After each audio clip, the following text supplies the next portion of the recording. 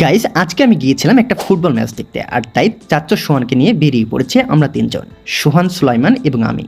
খেলার মাঠে এসে দেখি প্রচণ্ড আকারে ভিড়, মানুষের পা ফেলার জায়গা নেই। খেলাটা হচ্ছে আমাদের চুয়াডাঙ্গা জেলার নেহালপুর গ্রামের সরকারি প্রাথমিক বিদ্যালয়ের মাঠে। যেহেতু খেলার মাঠে প্রচণ্ড মানুষের ভিড়, আর তাই দাঁড়ানোর জায়গা পাচ্ছিলাম না, আর তাই দাঁড়িয়ে পড়েছিলাম একটা তাল গাছের নিচে।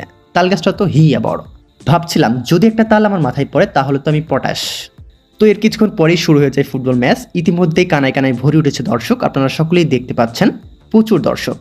এর মধ্যে ভিডিও শট নেওয়া হচ্ছিল ড্রোন দিয়ে। টান টান উত্তেজনায় চলছিল ফুটবল ম্যাচ। আজকের এই খেলায় অংশগ্রহণ করেছে উক্ত একাদশ এবং আন্দোলবাড়িয়া একাদশ। তো কিছুক্ষণের মধ্যে শেষ হয়ে যায় প্রথমার্ধের খেলা। বিরতি শেষ করে আবারও শুরু হয়ে যায় ফুটবল ম্যাচ, কিন্তু এরপরই বাধে বিপত্তি। একটা গোলকে কেন্দ্র করে শুরু হয়ে যায় মারামারি, আর তাই আমরা মাঠ ছেড়ে পালাই। তো আমরা এখন পালাই। তোমরা এমন মিনি ব্লগ দেখতে অবশ্যই চ্যানেলটি সাবস্ক্রাইব